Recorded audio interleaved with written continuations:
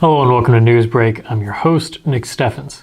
Getting into today's top stories, a Chamber of Commerce forum featuring candidates in competitive state legislature races Tuesday night proved more popular than anticipated. Several factors were at play for the high turnout, including a new venue at Lebowski's in Washington, a social mixer, a widespread publicity campaign, and an unanticipated visit from Governor Kim Reynolds. Washington Chamber of Commerce Executive Director and event moderator Michelle Redlinger said she was happy with the turnout, higher than candidate forums in recent memory despite the off-year election. Many questions planned for the event were not covered in time. Redlinger said gun rights, child care, and mental health support were among those that didn't come up before time ran out. Now, I could talk about what the candidates said during the forum, but I think it would be best if you heard it come from their own mouths. If you missed the event, you're in luck because we live streamed it here on Washington Live, both on our Facebook and YouTube, and is up now on our Spotify. So you can go back and watch it anytime you would like. City Council members voted to table action on a counteroffer from Canadian Pacific Railway Tuesday night. The item is one of several municipal agreements sought by the railroad across the country as the company hopes to complete a merger with Kansas City Southern. The merger would create the first railroad from Canada to Mexico, but would drastically increase train traffic through parts of Iowa and thus relies on cooperation from impacted communities. The railroad's newest proposal offers the following to the city of Washington. A $200,000 cash contribution for use as the city sees fit, payments of $225,000 per railroad crossing the city agrees to close, and a $55,000 contribution for a quiet zone study. Waive costs for the removal of crossing surfaces, signals, and signs at any crossing the city agrees to close. Mayor Jaron Rosine said he was open to the railroad's latest pitch, which would combine with benefits promised by the state for closing crossings. The discussion came just over a month after the city made its own counteroffer, asking for the following: payments of $250,000 for each crossing the city agreed to close, waive costs for expenses to close crossings, and $1.75 million for the construction of quiet zones. While some city officials voiced support for the railroad's proposal, council member Elaine Moore said she had concerns. While first responders have access to fire-suppressing foam for hazardous material spills, she said specialized equipment to transport it might be lacking. Moore said she wasn't comfortable accepting the counteroffer without first consulting fire officials. While other council members voiced willingness to move forward, Rosine urged them to table the action, a move they agreed to unanimously after a motion to accept the offer failed for a lack of a second. Former Iowa Governor Tom Vilsack and Iowa First Lady Kristi Vilsack visited Mount Pleasant for a meet and greet on Saturday. The event was hosted downtown at Attractions Team by Iowa House candidate Mike Heaton with special guest Admiral Mike Franken, candidate for the United States Senate. Heaton opened the event by telling a story about his first foray into politics. As a middle school student, he put up yard signs for his uncle Dave Heaton's run for the Iowa Senate. Dave just barely lost this guy you may have heard of named Tom, said Heaton. Dave Heaton ran for the Iowa House 2 years later and served alongside Tom Vilsack during his tenure as state senator and Iowa governor. Former Iowa First Lady Kristi Vilsack, a native of Mount Pleasant, introduced Franken and spoke about the values Franken shared with the people of her hometown. She and Franken both spoke about the importance of quality educational opportunities in Iowa's rural communities. Iowa Senate candidate Rich Taylor encouraged everyone to vote and to vote early if possible. Early voting is available at the county courthouse through November 7th, with Election Day being November 8th. Main Street Mount Pleasant gets a jump on the holiday season with the return of the Jingle Jingle Mix and Mingle event Friday, November 4th in downtown Mount Pleasant. From 5 to 7 p.m., downtown will be abuzz with shopping, wine, and sweet treats. Businesses will offer special deals as an opportunity to begin shopping early for the holidays. For beverage sampling, Main Street Mount Pleasant will sell the fourth cup in a series of event cups for $15. According to Main Street Director Lisa Etkin, the event is designed to help dollars stay local. We're going to take a brief break, and when we come back, we will have the weather and sports.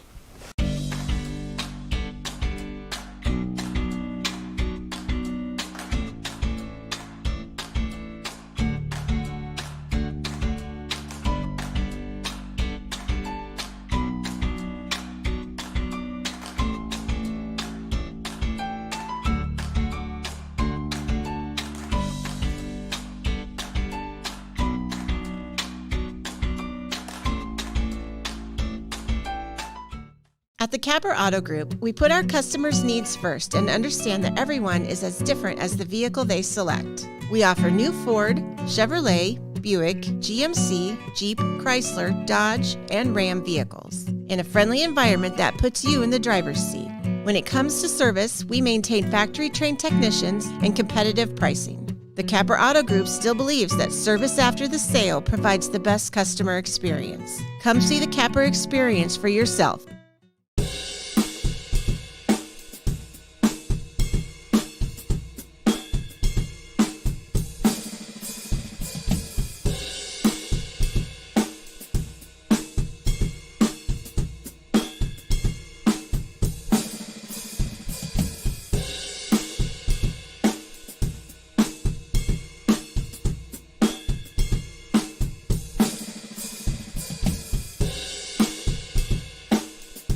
Hospice isn't a place, it's a type of care that focuses on living. Servicing a 7-county area, the Hospice of Washington County staff of nurses, social work, hospice aides, spiritual and grief support, volunteers, music and massage therapists are able to provide free end-of-life care where the patient lives. We write wills, give consent for organ donation, but rarely is there a plan for what we would want the final phase of our lives. At Hospice of Washington County, we encourage our patients to be in charge of their healthcare decisions while maintaining quality of life. Hello and welcome back to Newsbreak. I'm your host, Nick Steffens. We have the weather coming up, but first obituaries.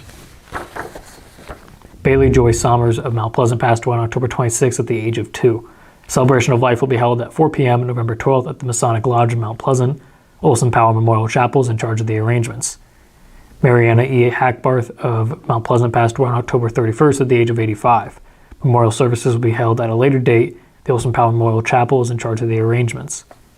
Marilyn K. Nelson Burgess of Mount Pleasant passed away on March 22nd at the age of 75. Family and friends recently scattered her ashes at Oakland Mills. Those obituaries. It is now time for the weather. The weather is brought to you by Jacqueline Areola, LLC. Come visit Jackie in her new location downtown. She is ready to serve Washington and the surrounding community. Enjoy the nice weather while you can because it isn't sticking around for long. Today has been mostly sunny with a high of 75, and tomorrow it will remain 75 but be a bit cloudier. Friday there's a 70% chance of thunderstorms and a high of 71, and on Saturday temperatures will drop down to 57 and there'll be an 80% chance of rain. Luckily, the bad weather won't last forever, and Sunday it will be 65 and mostly sunny.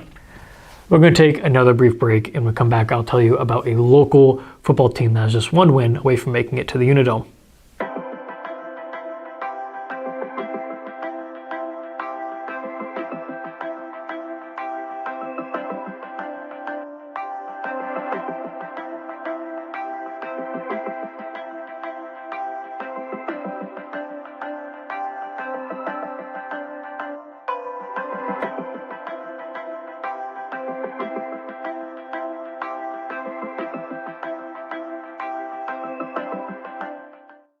Since 1905, Kelowna Cooperative Technology Company has helped our community stay connected with the latest advancements in clear, dependable telecommunications services. KCTC provides rural Iowans with access to high-speed fiber internet, as well as phone, television, computer repair, and cybersecurity solutions. We're also proud supporters of local organizations and area schools within the community. KCTC, keeping Kelowna connected. Federation Bank is a locally owned bank providing award-winning customer service. We believe that we are more than just a federation of banks, but a federation of communities, serving Brighton, Richland, Wellman, and Washington, Iowa. Federation Bank's highly skilled staff is here to make sure you are able to accomplish your personal and professional goals, whatever they may be. Federation Bank, your family bank. Family owned and operated by Andy and Sarah Ross. Ross Auto has been your vehicle repair and maintenance headquarters since 1935. We specialize in all makes of cars and light-duty trucks. With our variety of available services, let us help you keep rolling and your vehicle operating efficiently. Services include general auto repair, alignments, brakes, fuel injection, and more. Schedule your appointment today at 319-653-5656. That's 319-653-5656. Welcome back to Newsbreak. I'm your host, Nick Steffens. It is now time for sports. Sports, brought to you by Fairway.